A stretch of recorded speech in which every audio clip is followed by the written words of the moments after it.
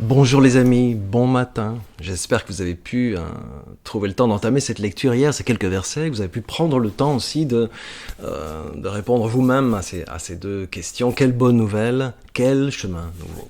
Au tout début du texte, Marc emploie le mot arché qui a beaucoup de sens puisqu'il fait allusion au tout début de la création.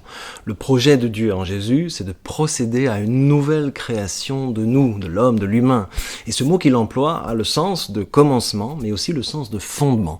Ce que Dieu veut faire avec nous en Jésus, c'est nous poser sur une fondation tout à fait nouvelle. Marc commence donc en disant que le fondement de cette bonne nouvelle, c'est la joie possible de ce qui commence. Il vient, avec ces quelques mots du début, proclamer un message de joie. Marc, qui est le premier à intituler un livre tout entier Évangile. Dans l'Ancien Testament, c'est en général les anges qui annoncent les chouettes choses.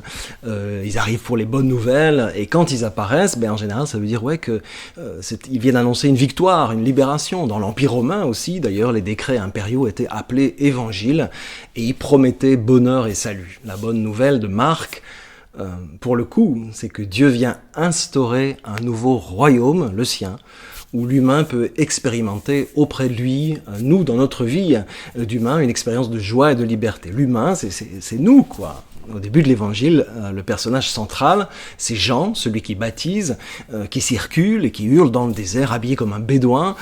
Ce qu'il dit et le baptême qu'il propose, c'est un rituel de conversion qui symbolise la rupture avec le passé dont on voulait se purifier pour revenir à une vie centrée sur les promesses de Dieu.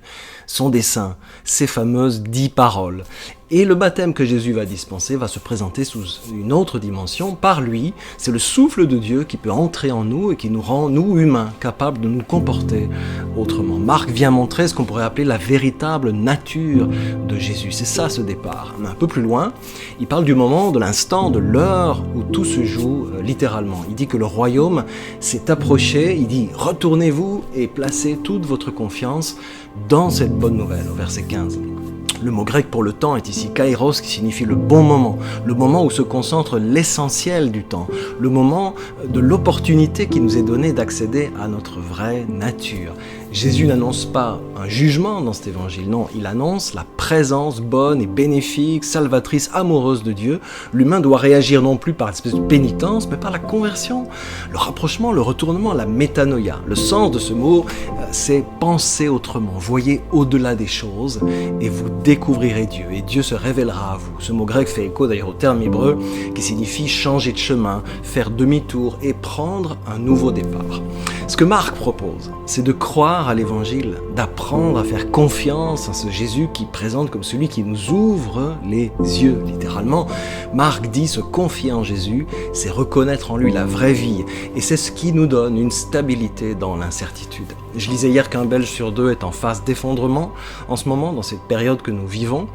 Cette pandémie et tout ce qui l'accompagne nous déstabilise, nous enlève nos repères, nous freine en quelque sorte. On n'a même plus possibilité de bouger, d'être dans le mouvement qui caractérise notre nature, être dans le mouvement. Alors je nous pose cette question maintenant, en lisant ce début d'évangile, cette portion d'une bonne nouvelle avec ces quelques mots pleins de sens.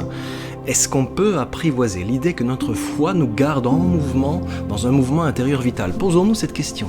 Ma foi préserve-t-elle de l'instabilité? Est-elle le balancier de notre équilibre de vie? Comment nous donne-t-elle des ressources?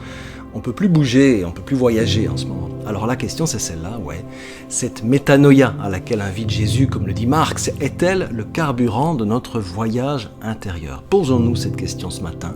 Ma foi est-elle le carburant de mon voyage intérieur?